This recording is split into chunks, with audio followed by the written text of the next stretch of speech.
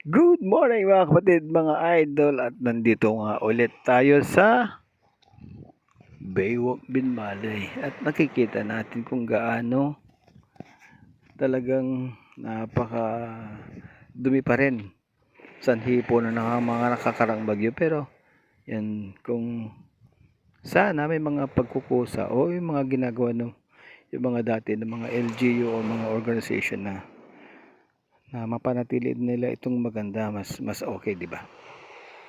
Ayun, yan. Ito po yung Baywalk na hindi pa tapos mula noon hanggang ngayon parang ganun. At yan, ang dami na ng problema. Yan. Yan, bumabalik na yung buhangin dito sa may Pampang. Yan. Hanggang doon. Naalala ko tuloy yung mga nakausap ko mga residente dito na matagal na. Dito na pinanganak, dito na tumanda. Nasabi nila sa dapat daw ang Baywalk na to, itong ginawa nilang ito, dapat sa banda roon, itataas nila doon. Kasi dyan hindi naaabot ng tubig dati. Diyan sa mga puno na yan. Kasi part pa rin yan ng ng dagat. Ito kasi malawak na parang buhanginan noon. Yan. So, pero pag nagkakaroon ng bagyo daw, inaabot dito sa side na yan. Yan. Sa gilid ng kalsada na yan, sa may dulo ng kalsada. Inaabot yan ng tubig noon. So, ang nangyari, pinatayuan nila ng itong Baywalk dito. Kaya ang sabi ng mga matatanda, lumalalim yung side ng dagat na to, tapos ibinabalik niya yung lupa pag dumarating yung mga malalakas na bagyo tulad ng mga storm surge. Yan. So dito po makikita natin yung lumalabas na mga maliit na bato. Parang nakikita mo talaga ng parang mahina na ang structure. Yan yung mga drainage na punong-puno ng tubig at buhangin.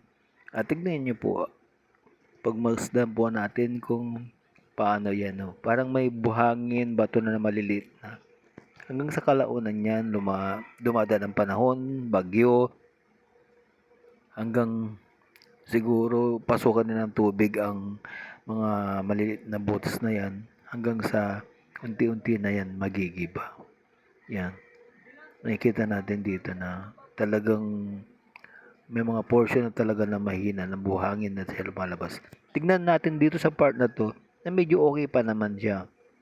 Kanya nga lang, ang dami ng cracks. Yan, mag-i-start na yan.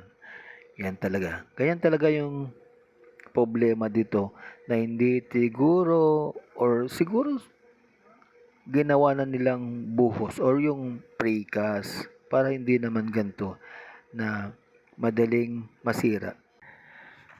Maraming pagbabago dito sa atin at sana maisip din nila at maplanuhan masyado. Hanggang sa muli mga kapatid, mga idol, konting kwento lang. Kwentong may kwenta. Salamat!